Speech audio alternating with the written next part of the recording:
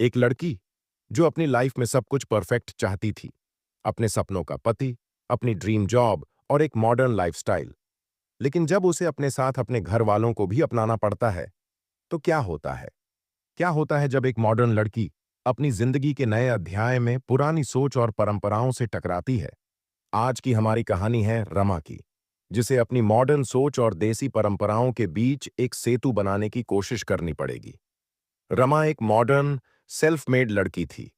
उसकी लाइफ में सब कुछ था, एक अच्छा करियर, अपनी खुद की पहचान, और वह खुद को अपने सपने जीती हुई लड़की मानती थी। लेकिन जब उसकी शादी का रिश्ता पक्का करने के लिए दोनों परिवार मिल रहे थे, तो उसका मन डगमगाने लगा। उसने सोचा, क्या यह सच में मेरी जिंदगी का सही फैसला है? सुमित्रा, जो रमा की मां थी, ने उससे कहा, रमा, बेटा, तू इतनी टेंशन क्यों ले रही है? सब कुछ अच्छा होगा। तुझे खुद को रिलैक्स करने की जरूरत है। तू समझ रही है ना कि तुझे देखकर लड़के वालों को तेरा चेहरा बहुत पसंद आया है। थोड़ी देर में तुझे बुलाऊंगी, तू अपनी प्लेट लेकर बाहर आ जाना। जब रमा बाहर गई तो उसने देखा कि उसकी शादी के लिए उसकी तस्वीर कैसे बना दी गई थी। बहुत सी खुदगर्ज सोच, पुरानी परंपराएं और सब कुछ अपने तरीके से चाहने वाले लोग। क्या यह शादी सिर्फ एक औपचारिकता थी, या फिर यह सच में उसका अपना फैसला था? सुजीत, जो शादी के लिए आत्मविश्वास से भरा हुआ था, ने मुरारी से कहा, हमें तो लड़की को देखने की जरूरत भी नहीं थी। रिश्ता हमारे लिए पक्का ही है, बस कुछ औपचारिकताएं बाकी हैं।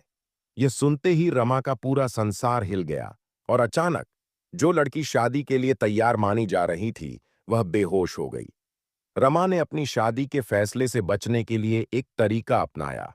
अभिनय, बेहोश होकर सबका ध्यान अपनी ओर खींच लिया। लेकिन क्या यह उसकी असली जिंदगी का हल था?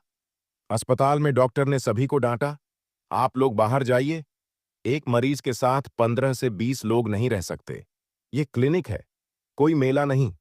ये तो पूरा ड्रामा था, जिसे देखकर सबको लग रहा था कि शायद यह शादी अब होने ही नहीं वाली। प्रेम, जो डॉक्टर था, अपने क्लिनिक में व्यस्त रहता था, लेकिन उसकी और रमा की बातें धीरे धीरे बढ़ने लगीं। इसी तरह दोनों एक दूसरे के बारे में सीख रहे थे, और धीरे धीरे एक रिश्ता बनने लगा। रमा को लग रहा था कि शादी के बाद सब कुछ आसान हो जाएगा, लेकिन जब वह रसोई में आई तो असली संघर्ष शुरू हुआ। गैस, मिक्सी, फ्रिज, सब कुछ अलग था। रमा बेसिक खाना बनाने में भी संघर्ष कर रही थी, और उसकी सास पारंपरिक तरीके से उसे सुझाव दे रही थी। जहां रमा को सब कुछ मॉडर्न चाहिए था, वहीं उसका नया घर उसे पुरानी परंपराओं को अपनाने के लिए मजबूर कर रहा था। रमा ने सोचा, जब तक यह परिवार और इनकी रसोई के नियम हैं, तब तक मेरी मॉडर्न लाइफस्टाइल का क्या होगा? और फिर एक दिन वह अपने दोस्तों के साथ चोरी छिपे बाहर खाने चली गई। रमा ने अपनी सास के सामने अपने गुस्से का इजहार कर दिया, मैं तुम्हारी पुरानी रसोई में कुछ नहीं कर सकती। अगर मुझे अपनी जिंदगी का हक चाहिए, तो मुझे अपने तरीके से जीने की आजादी चाहिए।